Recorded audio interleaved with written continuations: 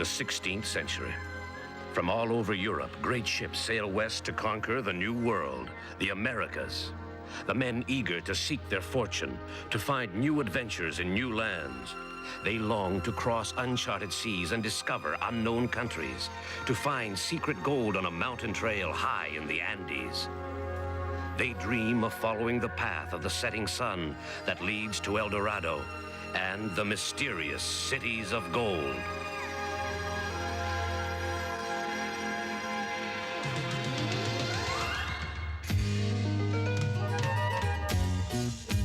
Children of the sun, see your time has just begun. Searching for your ways through adventures every day and night. With the condor in flight, with all your friends in tow, you search for the cities of gold. Wishing for the cities of gold.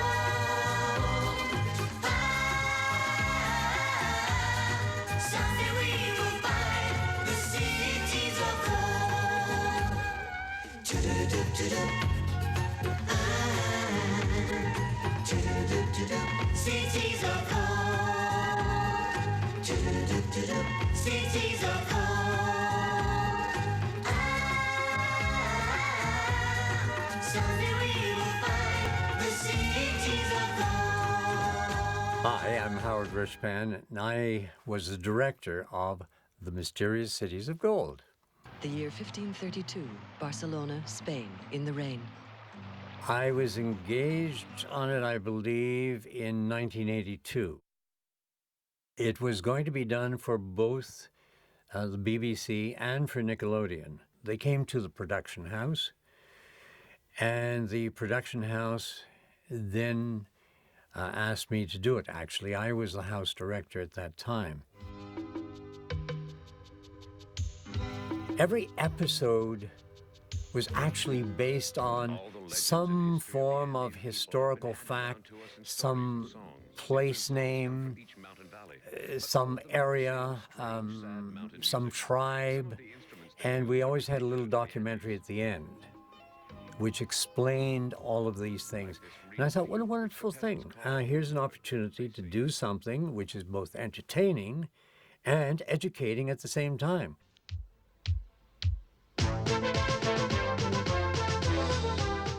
The scripts were adapted from the French version by Kelly Ricard, whose voice you hear doing the opening to it and the closing on what is coming in the next episode. Esteban was hiding on board the Esperanza when it set sail for the New World. And she would work on the French adaptation, and then Kelly and I would then work together to come out with the final English script. So essentially we co-wrote it.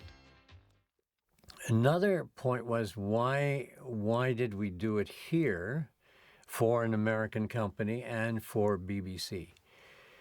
The reason for that was that at the time, Canadian accents were very acceptable in animation for children, both in England with the BBC and in the United States. In other words, we were kind of neutral. What? Who's this child of the sun? What are they talking about? In the United States, they found it very difficult to understand British accents. Throughout a good part of the United States, people have that problem. And in Britain, the American accent at times was felt to be too strong. So Canada was in a neutral area.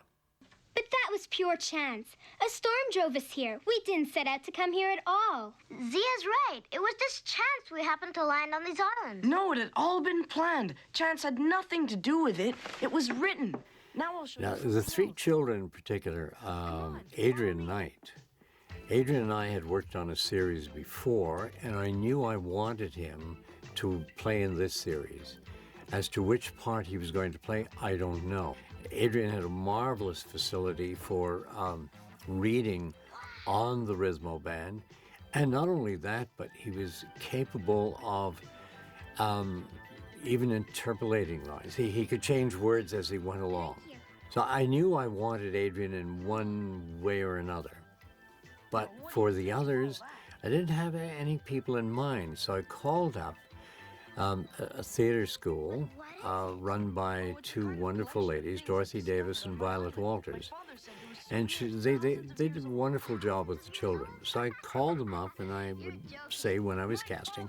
And that's how Janice and Shiraz came to audition. Don't just laugh. Take a look at this.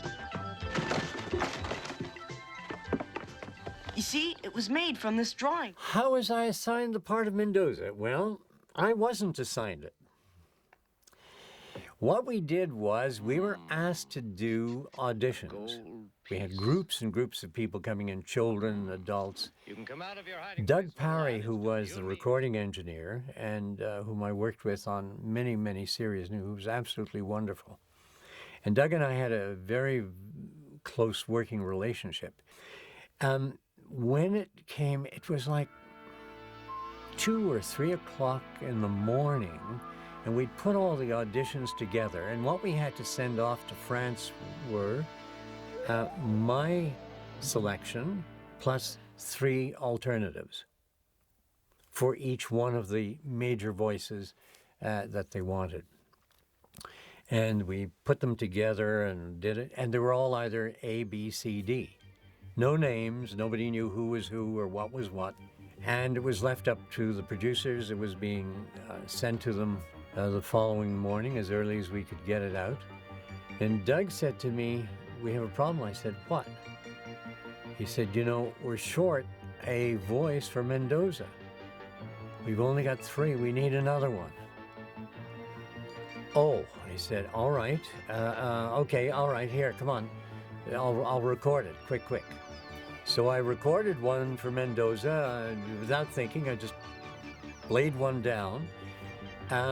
We gave them our preferred selection, and I was one of the other 3.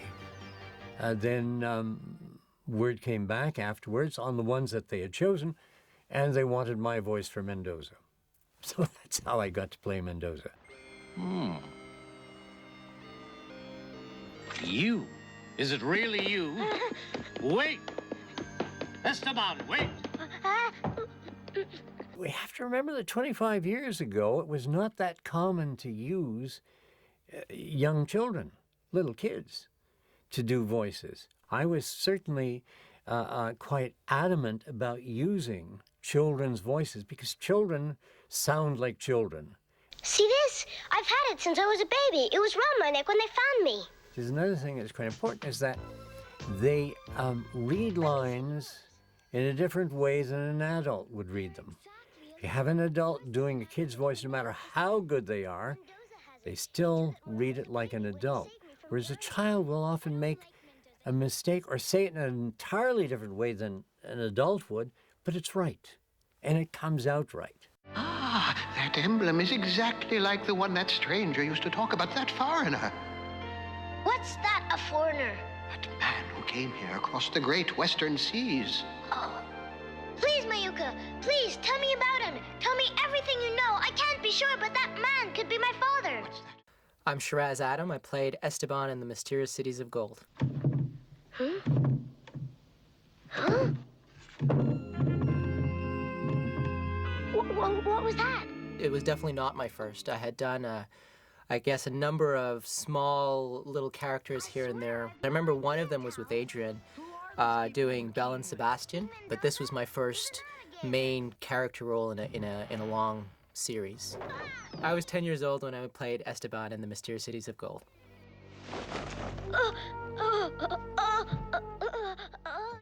I'm Janice Jackelson, and I played the voice of Zia.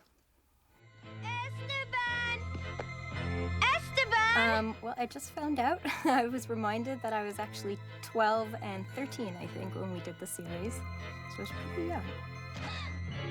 My name is Adrian Knight. I played Tao in the Mysterious Cities of Gold. Yes, I'm sure it means something, and something very important. I was around 12 years old when we did this series. I just went in and auditioned. I think I had probably worked with Howard before, and he knew me. Either that, I know that afterward we worked together a lot. on a lot of different things. But I went in, and I still remember my audition line, and just ended up getting cast in it. Yes, Viracocha. For us, he's the god who created the sun and the moon and the stars at the beginning of time. Then he left. Was a god. Yes, Viracocha. For us, he's the god who came to make the sun and the moon and the stars at the beginning of time. Then he left. What? Yes, I've dubbed other series, Ulysses 31, Belle and Sebastian, Wizard of Oz, animated series. I think that might be about it in terms of animated series, anyways. Adrian and myself were running for Esteban, and I was completely sure that Adrian would get the part because he was such a much more experienced actor than myself, and he had much more talent, in my view, than I did at the time. And so it was quite a surprise when I found out I got the Esteban part.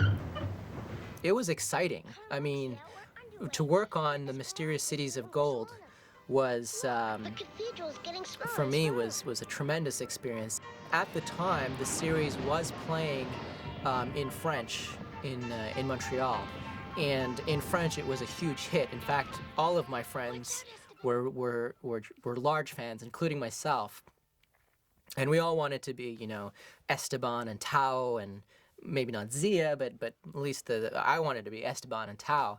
And when I heard about this opportunity to play, you know, Esteban and Zia, and I told my friends, some of them flat out just couldn't believe me, because it was just, especially when I told them they would probably never see this at all.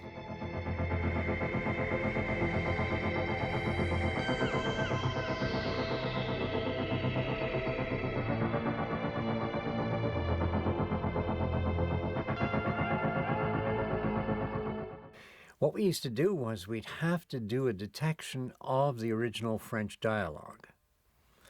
Then, based on that detection, which would be done on a band, a 35mm opaque band, then the adaptation would be written trying to follow in where that detection of the dialogue was done, trying to match where the labials are, the M's, the P's, the B's, you know, and to stretch it out. Then a calligrapher would go over that on a clear band and write it in India ink, and then someone would then type it. The film was cut into loops, and it was put on the projectors, which had a rack, and it was racked up on it, and the mag was cut precisely to the same length as the loop. Then that loop was put back, the loops were all put back together. The film and the sound were put back together. Once it was put back together, then I'd sit down with the editor, and then we'd edit the soundtracks to the image that we had. And that was cutting and pasting and snipping and, you know, and oh boy, there was a lot of work. And then we went into the mix.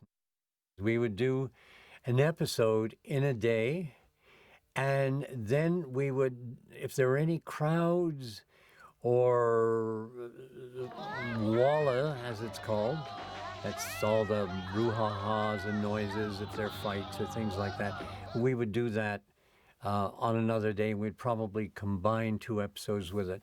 But it pretty much wouldn't take more than a day to do the episodes once we got into the swing of it.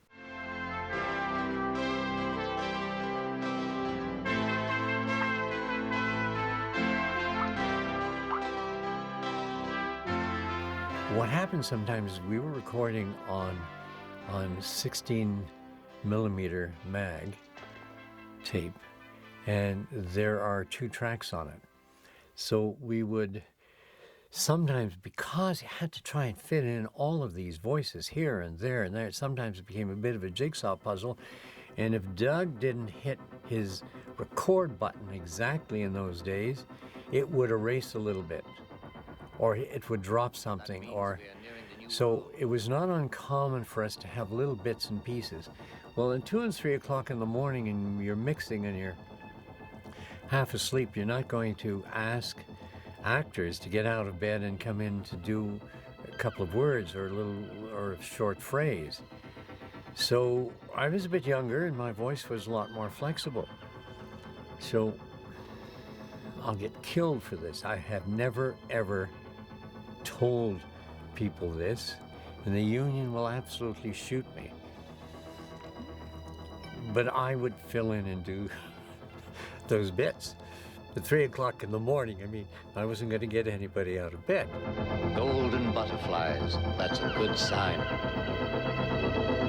We never got an entire script in advance. We would usually walk in and they would give us a script and we'd have a few minutes to look at it. I think I remember times when Howard would just feed us a line or feed me a line. But it was mainly just looking at the big screen, and then at the top of the screen there was a band, and the words would go across the band, and they would hit a black line. And as they hit the black line, you wanted to say the words to try and sync up the words to the movements of the lips. And sometimes I was just doing those dead on cold. Well, at the time, when I was working much more in that field, basically I would go into the studio often around 8:30 or 9 at the most in the morning.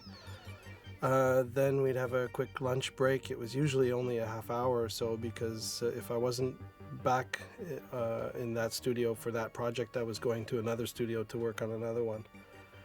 There was a lot of work at that time. What I did to prepare for the character was quite little, actually. We were lucky in the sense that the series had already been recorded in French, and it was I was able to speak French. So prior to performing each scene, we would see the series in French, and we would be able to hear what the characters were going through. And so I guess that gave us a clue as to what the characters would sound like. I know till now I haven't protected you very much. I feel safe with you. Oh, Esteban, Child of the Sun, is here with me. I'm not afraid of anything. We could almost never make out what was happening in the story because the scenes were not done in chronological order. We tended to do scenes based on actor availability, based on certain issues. So it was often a bit of a hodgepodge of different scenes shot not in sequence, and then also sometimes even different episodes on the same day. The difficult thing with dubbing was sometimes you wanted to put a lot more emotion into what you were saying, but because you were trying to sync up the words to the movements of the lips, you had to just rush through the lines sometimes because that was what was going to work, and you couldn't get the emotion in that you really wanted to. May the messenger star rescue us and keep us alive. That was my wish. Well, working with Adrian and Shiraz was really great. I do have to say Shiraz was very young, and as I explained before, the dubbing process is very complicated because you have to be able to read the words as they're hitting a certain mark, and it goes really quickly sometimes. And there were a lot of, everybody's lines, if there was overlap, would be just one on top of the other, and you had to know exactly where you were reading.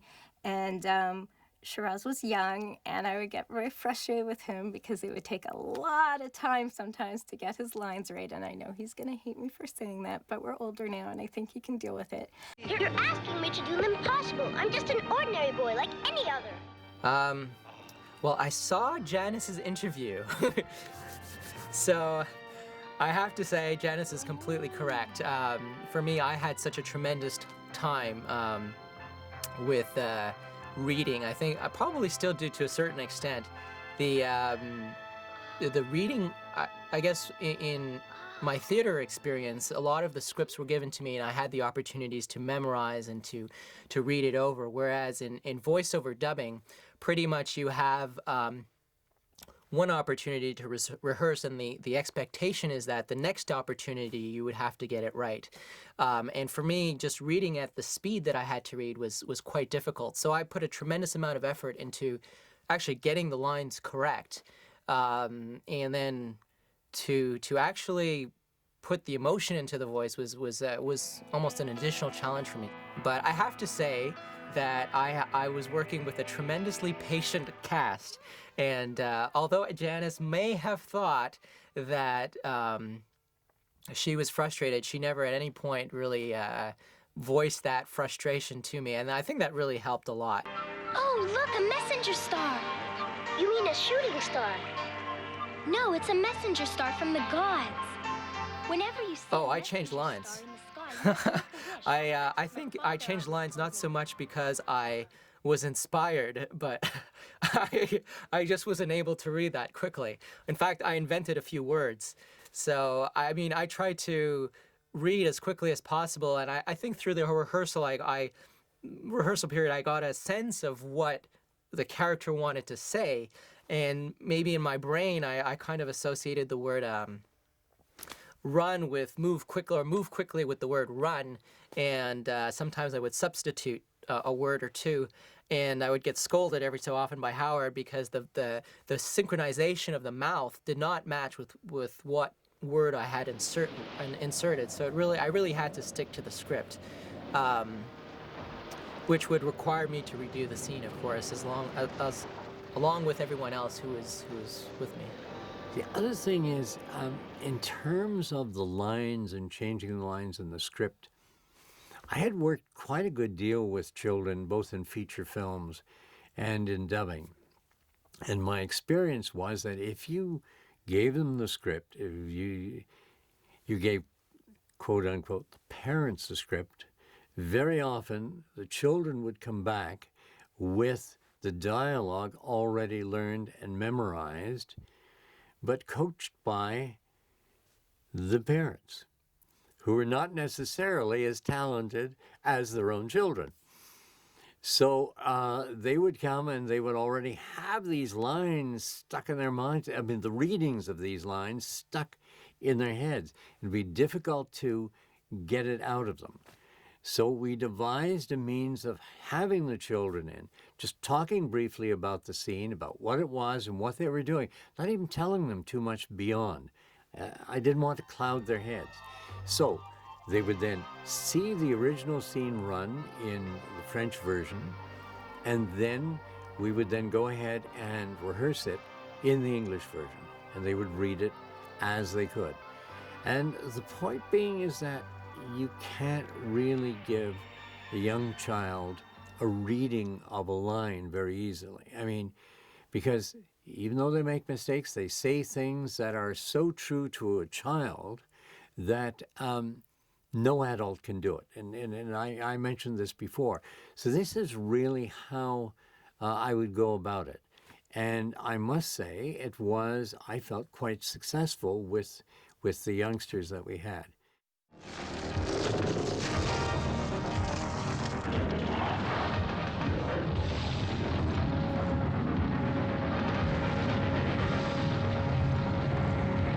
I still do voice work, although not half as much as I used to. I like everything about doing voice work. Doing voice work is a wonderful, wonderful occupation. I wish everyone were lucky enough to work in that domain. It's really a lot of fun. Doing voiceovers, I think there is a certain amount of glamour and it's a certain amount of non-glamour. Doing the actual recording of the series or of any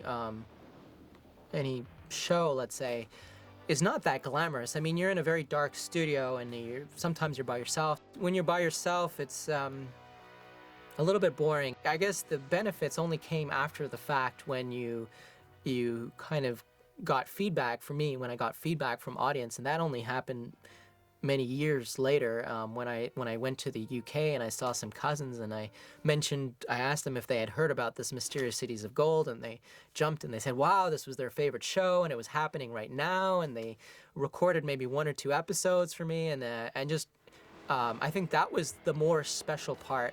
I was amazed to find out how many people were interested in the series. And I thought, this is wonderful.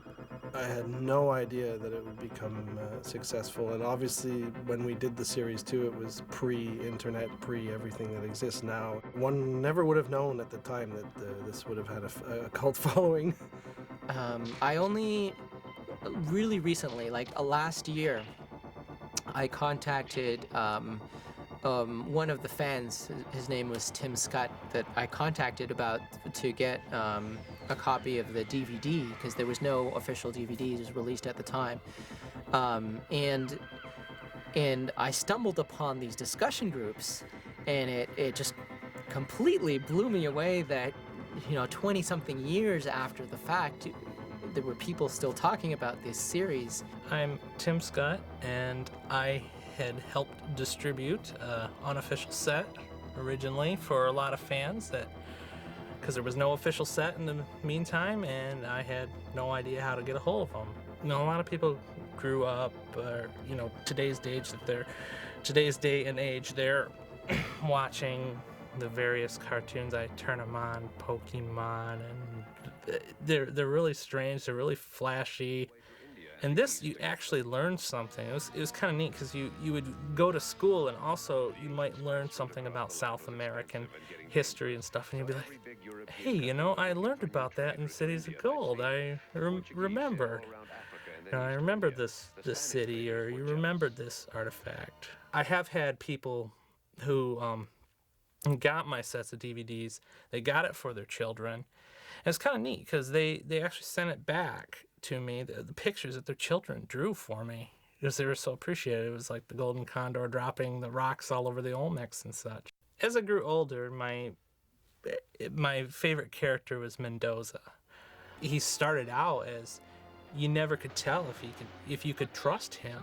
Yet, later on in the series, you see that he actually comes around when Pedro and Sancho wanted to abandon the children, and he told them, he's like, if you abandon them, you're gonna go head first. And it really showed a change of character. Mendoza will take care of everything. The plan will be carried out to the letter. Mendoza? Yes, Commander. He is the ideal man for this sort of work. He will do anything for gold. What did Mendoza do with the gold afterwards?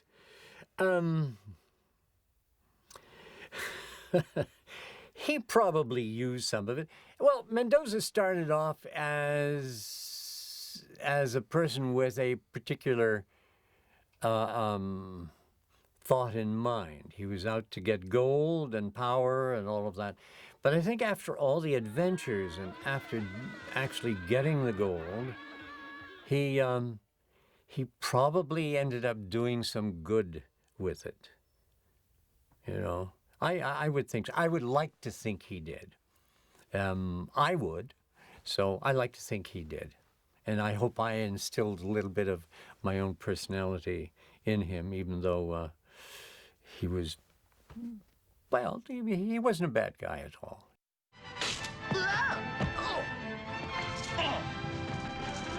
Stand up. You all right, Pedro? I think so. My role of Esteban.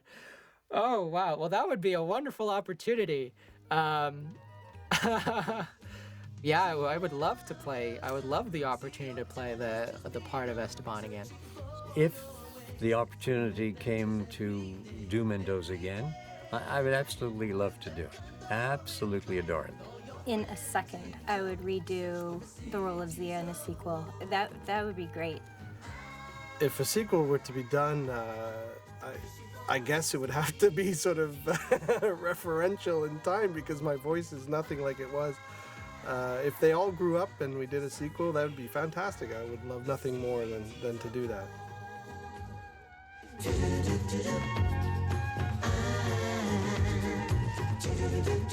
Cities of gold, children of the sun. Someday soon you're gonna find that your destiny holds the secret, holds the key.